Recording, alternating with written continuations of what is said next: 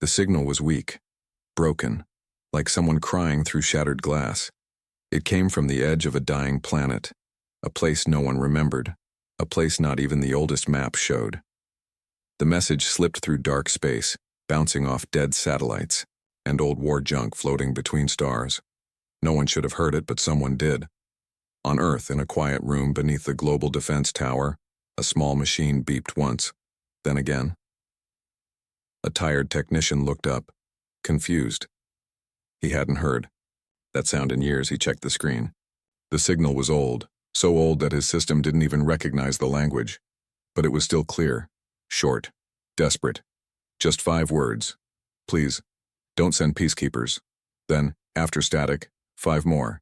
Send the ones who don't stop. The technician froze. He wasn't supposed to open old signals. Protocol said to send it to the Peace Division, but his hands moved on their own.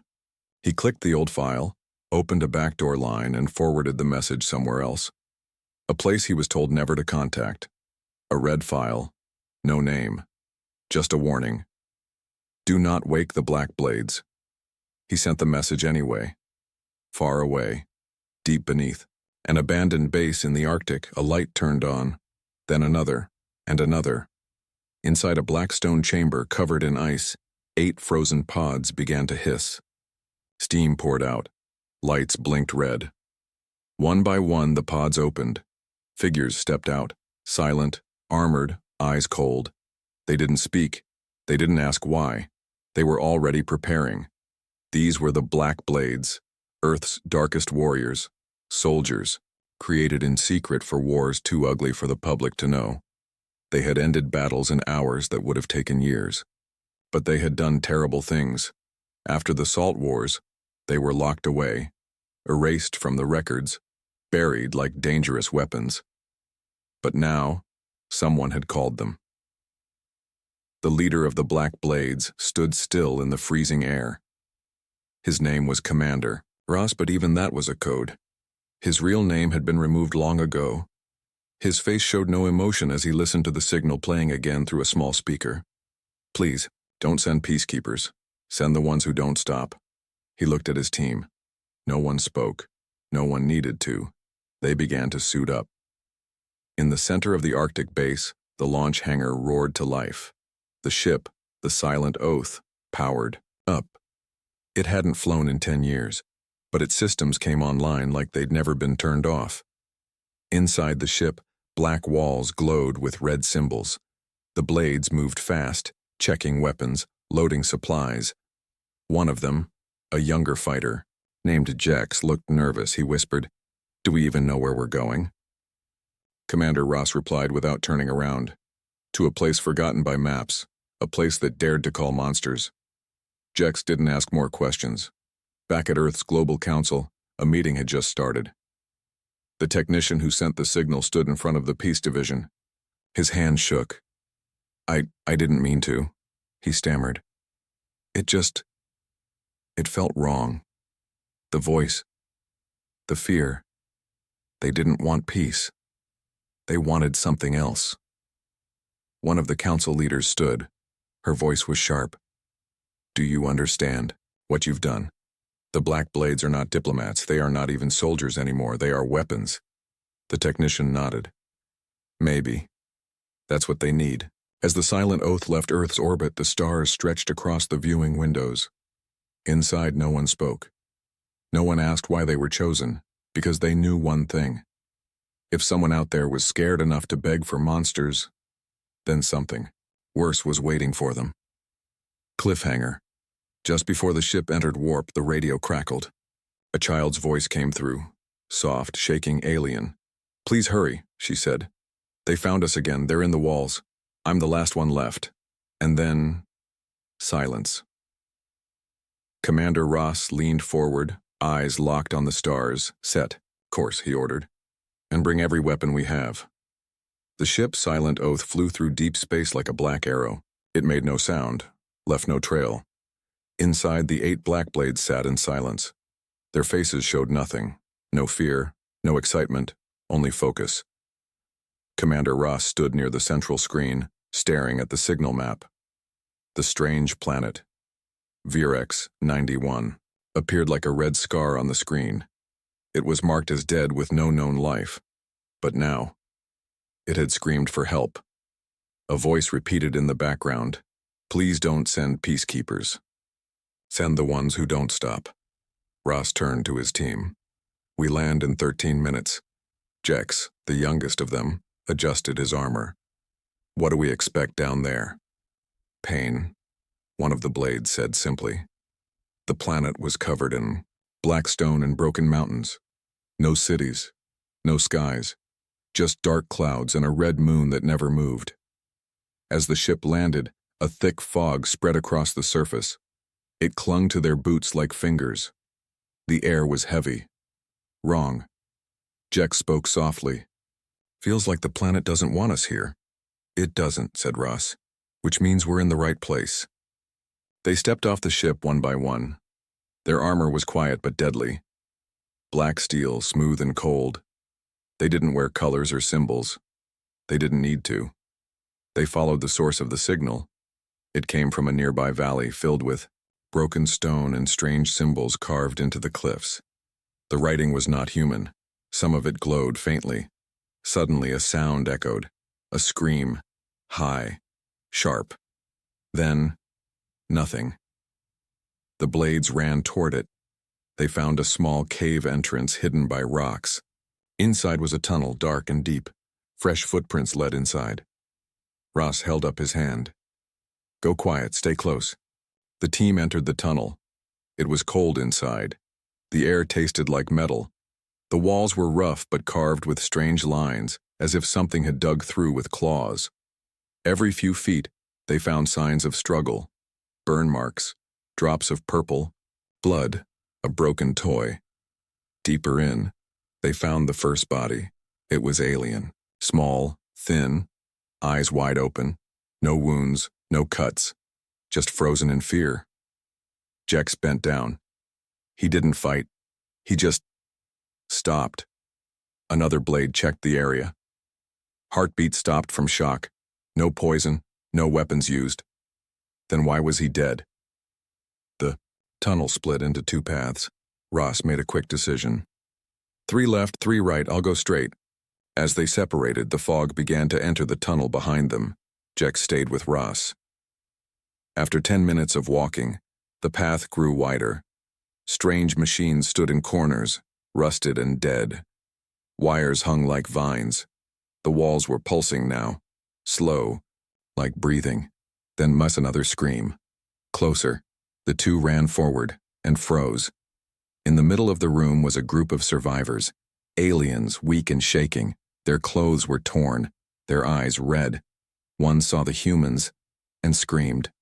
"No, you're too late. They're inside the mines. They're inside." Before Ross could ask, the wall behind them split open. A black shape moved fast, almost invisible. It grabbed one of the aliens and dragged him into the dark. Gunfire followed, but it was already gone. Back in the other tunnel, one of the blades disappeared. No warning, no sound. 1 second he was there, then gone. His helmet camera showed nothing but static.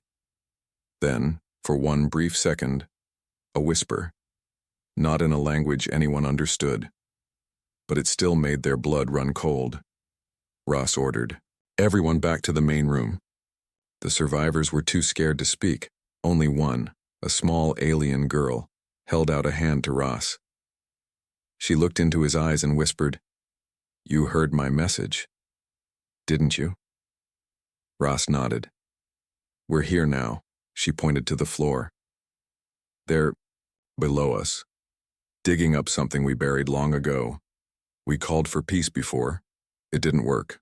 Ross asked, "What are they?" She looked away. "They were never meant to wake up." Cliffhanger. Jex's radio buzzed. He turned a corner and froze. There, deep in the mine, was a large chamber glowing with red light. Symbols were floating in the air. They moved like they were alive. And in the center was a black cocoon, pulsing, slowly, like a heartbeat. Jex whispered, "Commander." I think they're building something down here. A voice came from behind him. Calm, soft, not human. Not building human. Rebuilding. The silence in the mines was worse than any scream. Jack stood still, his weapon raised. Behind him the others moved fast through the tunnels, searching, watching the shadows. But the deeper they went, the more the walls seemed to close in. The stone pulsed like a living thing, and the fog that had followed them now crept through the cracks. The little alien girl walked close beside Commander Ross. She didn't speak unless asked. But her eyes looked like she had seen too much. Ross asked her, "What were you running from?" She pointed down the tunnel. Not what, who. As they moved deeper, the tunnels twisted. The air grew thick and wet like something rotten was hiding in it. They found more bodies, some alien, some not. One of the blades, Creel, stopped beside a strange symbol on the wall. It wasn't painted. It was burned into the rock. Jex walked up beside him. "What is it?" Creel's voice was low. "A warning." "How do you know?" "Because I've seen it once before," he said. "During the Ice Siege, a planet where they opened the wrong door." Jex didn't ask what happened. He didn't want to know. They reached the edge of a huge drop. A pit opened below them, deep and wide. The fog poured into it like water. At the bottom, red lights blinked.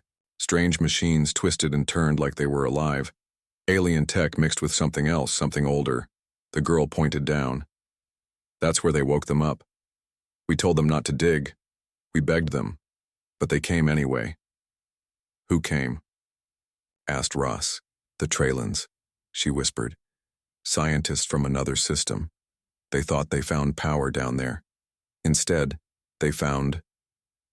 She stopped talking. Instead, she began to cry. Suddenly, the platform beneath them shook. A low hum filled the air. Then, a scream. Not human, not alien, something in between. It came from the pit. Ross turned to his team. "Secure a line. We're going down." The descent into the pit was slow and tense. Ropes were dropped, grapples clicked. The fog was so thick that they could only see 5 feet in front of them. Halfway down one of the blades, Sorrow shouted, "Something's moving." Everyone stopped. No sound. Then, Jex saw it, a shape, crawling on the wall beside them. Thin, long, black. It moved without sound and vanished before a weapon could aim. "We're being watched," he said. Ross nodded. "Let them watch. We're not here to hide." At the bottom of the pit, the ground was cracked open like a wound. Giant machines lay in pieces. Some still hummed with weak power. Strange crystals floated in midair, glowing dim red. And at the center, that cocoon, it was larger now, breathing faster. Something was inside it, Jex whispered. "That wasn't this big before." The girl didn't answer. She was shaking again. Creel moved to a broken console and tapped a few buttons. A screen lit up showing footage, old logs from the Traylon team, scientists in white suits smiling as they dug, talking about new life forms and ancient energy. Then the video changed, screams running. One of the scientists yelling, "We didn't wake them, they were waiting." Then, static. Suddenly, the cocoon let out a deep sound. Boom. A pulse hit the room. Everyone was knocked back. Lights flickered. The machine sparked. The girl screamed, "It's waking up. You have to burn it." Ross gave the order. "Weapons now. Blades." Raised flamethrowers and plasma guns.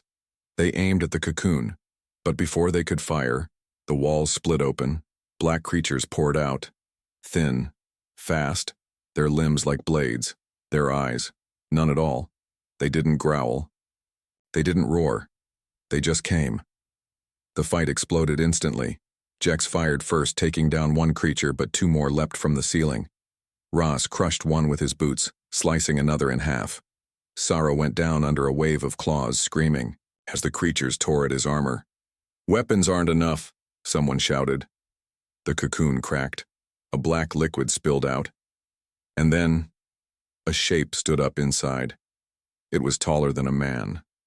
Smooth. Silent. Made of metal and bone. Its head turned, slowly. No eyes. Just a glowing red mark where a face should be.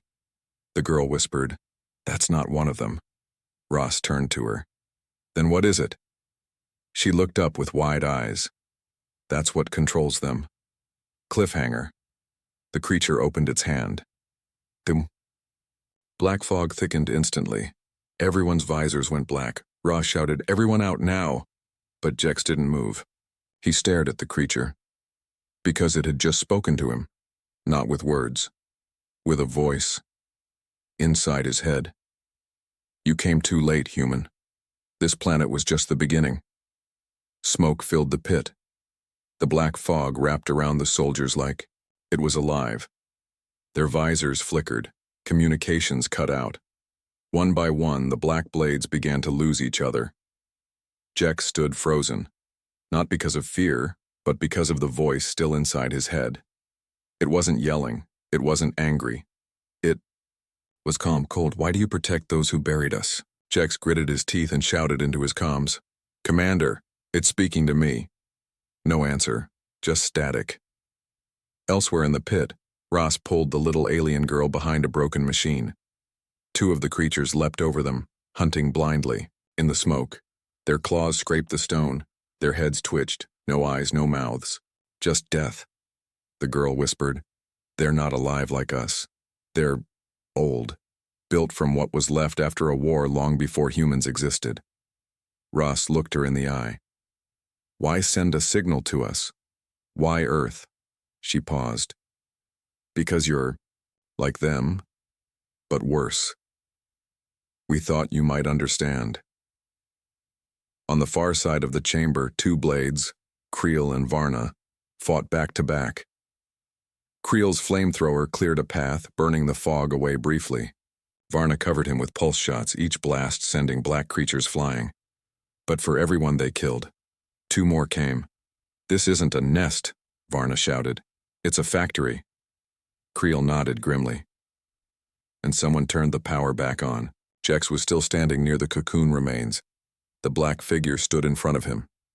It didn't move, didn't attack.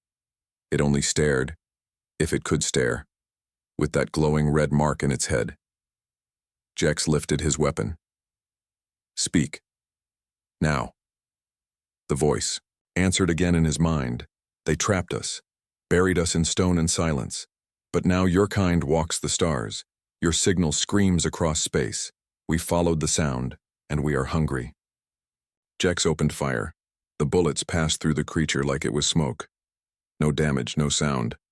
But the fog behind him moved fast, and something slammed into him. Ross heard the impact and ran toward the sound, the little girl close behind. He found Jex on the ground, blood on his faceplate, breathing hard. But the black figure was gone. So was the cocoon. Ross helped him up. "What did it say to you?" Jex looked shaken. "It remembers us. It remembers humans, even though it shouldn't. It called our species the Loud Ones. It's not just here for the aliens, it's watching us." The girl looked terrified. "Then it has learned to hate again." The team regrouped, though two more blades were missing. Dead, or worse.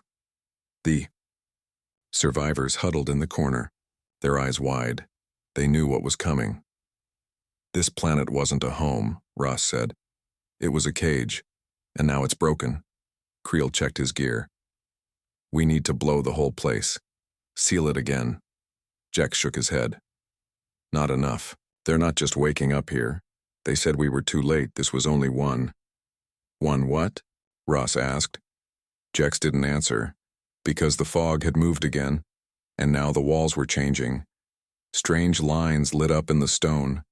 Symbols began to float, just like before. The machines that looked dead came to life. A deep hum filled the chamber. The girl screamed, "They're opening another gate."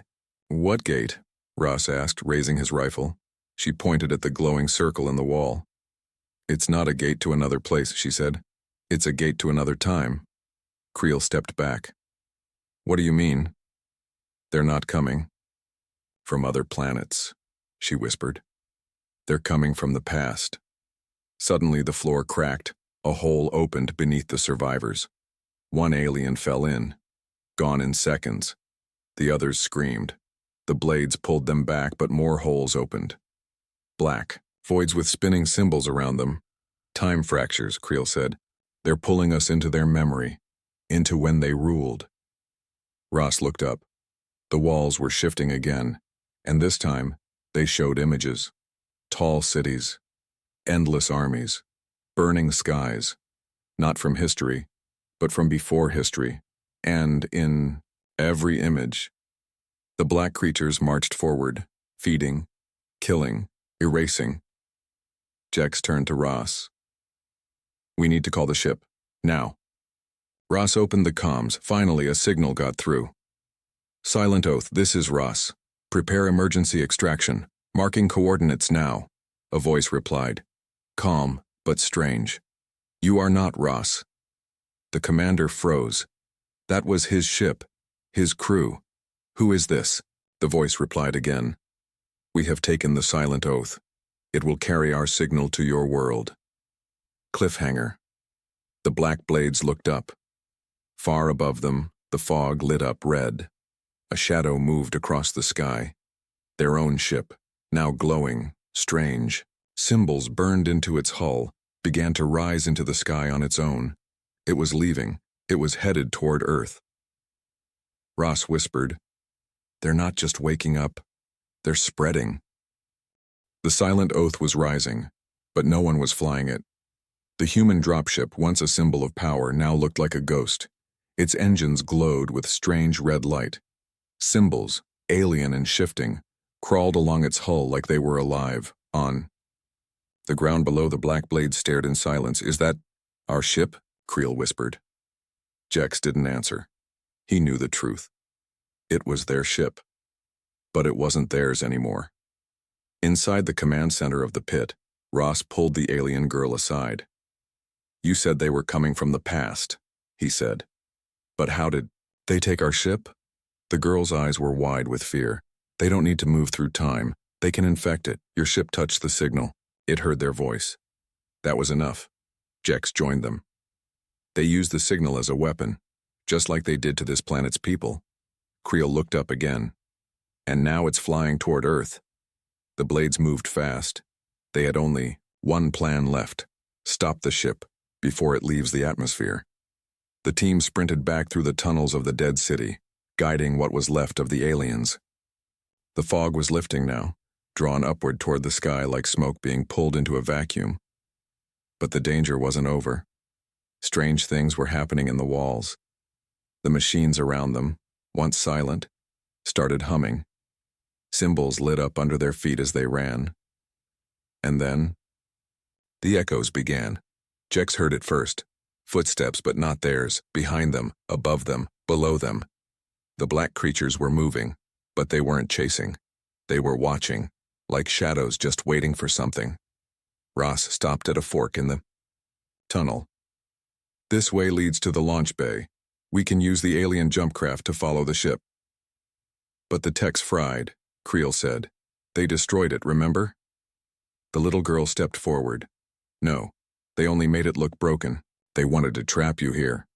But they never expected anyone would understand their language. She touched the console at the door. It lit up. Inside the launch bay, a sleek, alien ship sat in the darkness. Half organic, half machine. It pulsed, like a living heart. Ross and Creel got to work restoring controls. The girl translated the commands. The others helped the surviving aliens strap in. Jex stood at the window, watching the Silent Oath rising through the sky. A trail of red fire followed it, and suddenly, something horrible appeared. The ship split in two. A second version of the Silent Oath, exact same model, exact same serial number, broke off from the first one and disappeared into the clouds. Creel shouted, "What the hell was that?" Ross's voice was calm. "It's making copies." The alien ship roared to life. The launch pad split open, and the black blades shot into the sky after their own stolen vessel. For the first time, the team saw the full scale of the nightmare. In orbit above the planet were more ships, human ships. But none had ever been sent there. There were dozens, maybe hundreds, all different models. Some were old military, others were newer, experimental. But all of them looked wrong. Glowing red windows, twisted metal, markings that pulsed like heartbeats. These are ships that never existed, Jack said. No, Ross replied. These are ships from future versions of us, from possible timelines they've already touched, the girl added. They're building a fleet, using time itself. As they flew toward the real silent oath, a voice echoed across the alien. Ship's comms, you should have stayed buried. The lights flickered. The alien ship groaned, and then something struck them hard. An energy pulse. The ship spun wildly. Inside, the blades held onto their seats. One of the aliens screamed as they were thrown into the wall. Smoke filled the cockpit. Jex looked at the radar. 2 of the red ships were coming straight for them. Ross locked weapons. We don't run, we fight. The girl stared at the screen.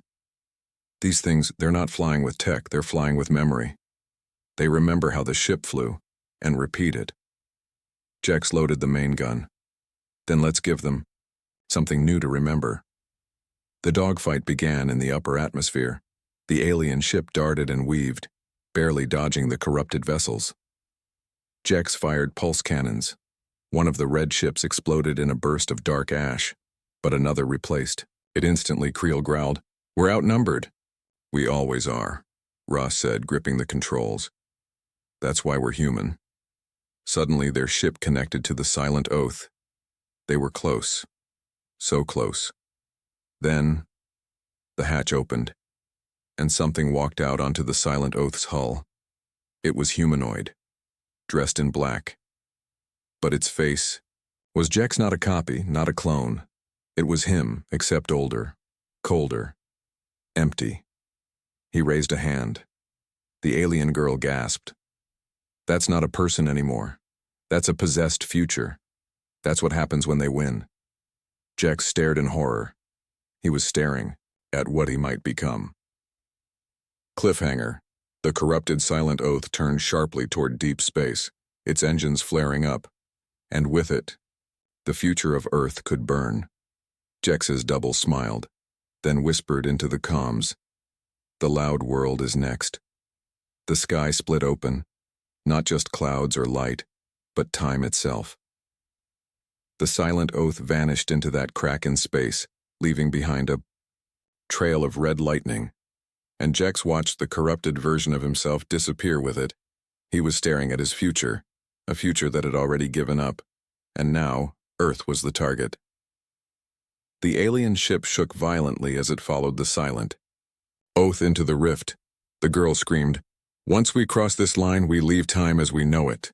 Creel held onto the rail. "What does that mean?" "It means nothing will make sense anymore," she cried. "Time will bend, you'll see things before they happen, or after they should, and if you hesitate, you're lost." Ross didn't blink. "Then we don't hesitate." He pushed the controls forward, and they entered the fold. The world around them broke. The cockpit windows showed a sky that shifted colors every second. Blue turned to red to black. Stars twisted and reversed.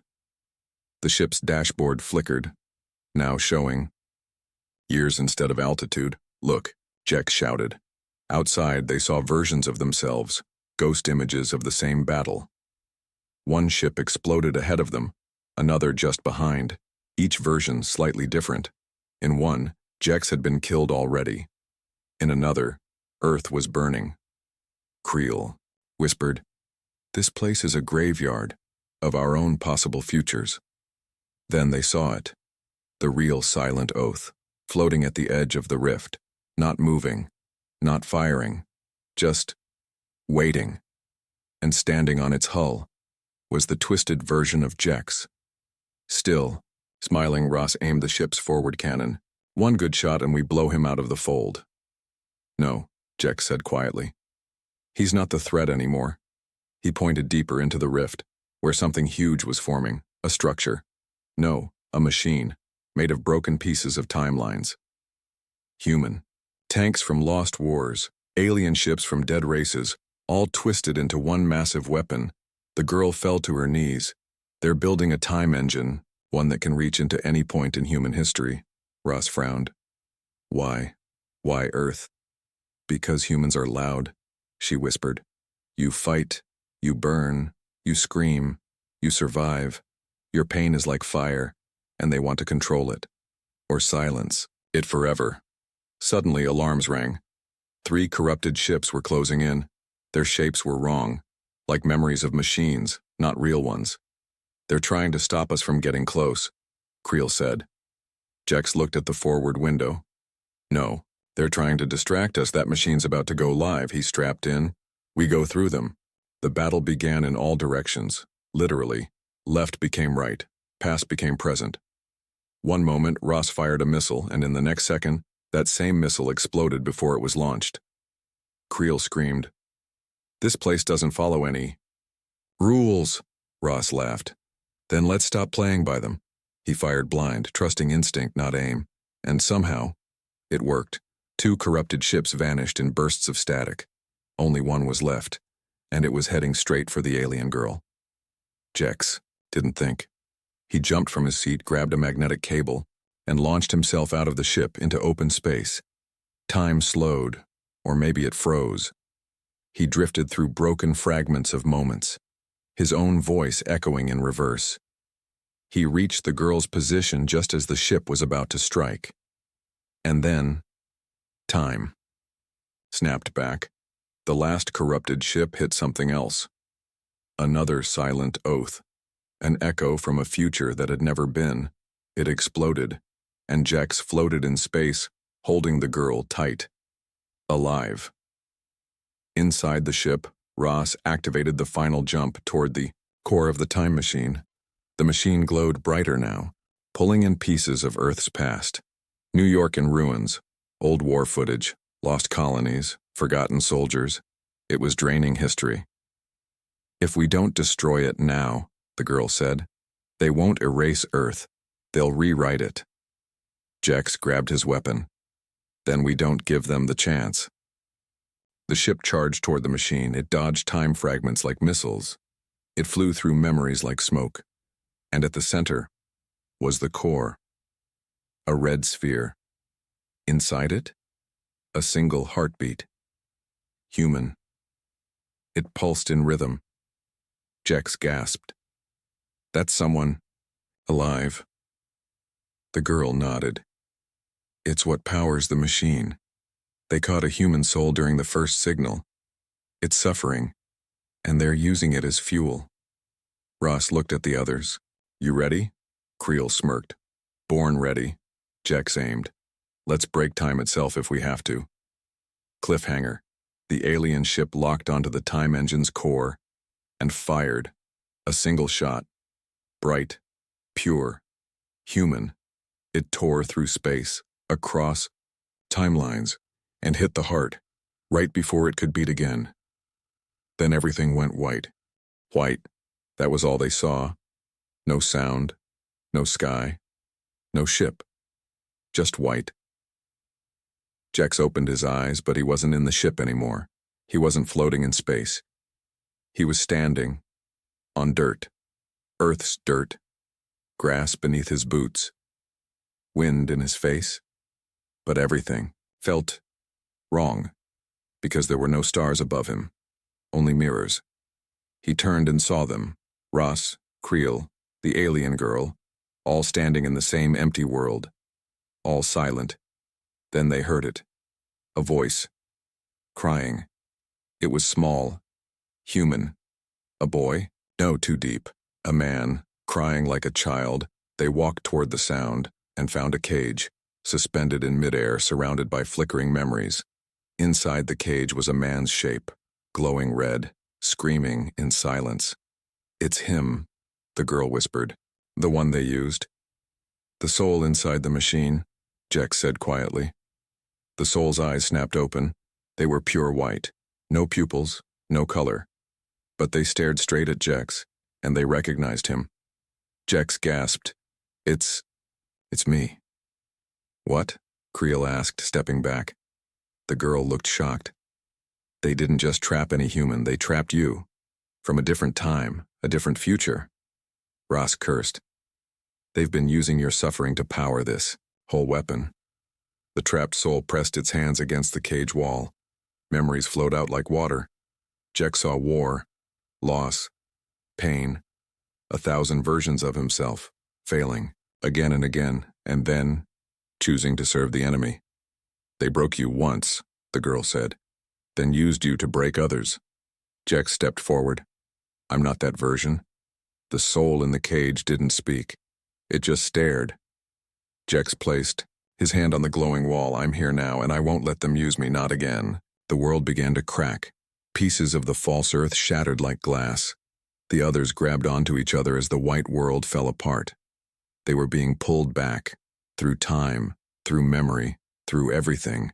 And then, they were back, on the bridge of the silent oath. But something had changed. The ship was no longer falling apart. The alarms had stopped. Even space outside looked different, calmer. "I think we did it," Ross said. The girl shook her head. "Not yet. Look." On the main screen, the machine still floated at the center of the fold, but now it was cracking. Red sparks flew from its core. The trapped soul was gone, and in its place, nothing. No power, no fuel. It was dying. But dying machines are dangerous. The time engine began to collapse, pulling everything toward it. The girl shouted, "It's going to implode. If we're still inside when it goes, we'll be erased." Jex slammed his hand on the controls. "Full power, get us out of here." The ship turned. Engines screamed. Behind them, the machine folded into itself, dragging pieces of time along with it. Cities vanished. Battles reversed. Stars blinked out. And then, boom. A light brighter than any sun. And then, silence. Outside, they floated in calm space. No fold, no machine. Just stars. Earth glowed in the distance. Safe. Real. Home. The girl leaned back, breathing hard. "It's over." Creel looked at Jex. "What about the soul?" Jex nodded slowly. "He's free now. Whatever part of me that was, it's gone." Ross smiled. "Then let's go home." Later, the team stood on a mountain overlooking a human city. Families walked below. Children laughed. Music played. All because they had stopped something no one would ever even know existed. The girl stood beside them, eyes full of wonder. "You humans are strange," she said. "You fight harder for each other than any species I've met." Jex smiled. "We're not perfect, but we don't give up." "Not even when time breaks?" she asked. He chuckled. "Especially then." Final scene. Jex stood alone on the mountain watching the sunrise. He could still feel it. That faint echo. A part of him, lost in time. A version that never escaped. But now, that soul was no longer crying. It was quiet. At peace. And Jex whispered, "I'll live better. For both of us." The world moved on. People went to work. Children went to school. The sun rose like it always had. And Earth had no idea it had nearly been erased from history. No. News channels reported it. No leaders knew it, because the danger never touched the surface. It had all happened beyond time, and only 4 souls remembered. Jex stood in front of a memorial wall, a quiet place. No names on the stones, just a symbol, a circle broken at the edge. The girl stood beside him, her silver eyes watching the sky. "They'll never know what you saved," she whispered. Jex shrugged. "They don't need to. But it cost you so much." He looked down at his hands, still shaking sometimes, still waking up from dreams that didn't belong to him. It was worth it. A shuttle landed behind them. Ross and Creel stepped out, still wearing partial armor, carrying equipment. Ross grinned. They're sending us on another mission. Creel laughed. This one's boring, just guarding an ambassador. Jex raised an eyebrow. Earth's ambassador? Creel shook his head. The girl is going to represent us. To her people. Jex looked at her in surprise. You're leaving? The girl nodded. I must. My people think humans are monsters. They saw only the rage, the noise, the war. And what will you tell them?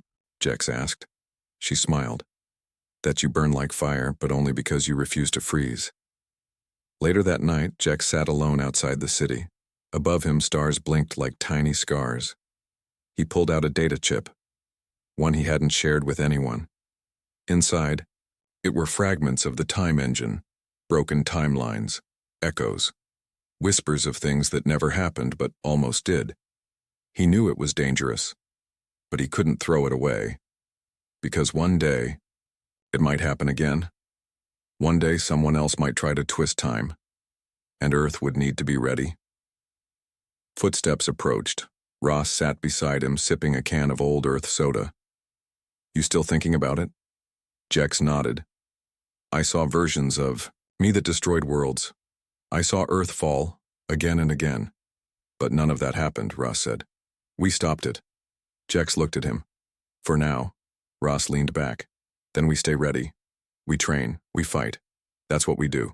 Final mission report. Classified, eyes only. Threat level, beyond galactic source.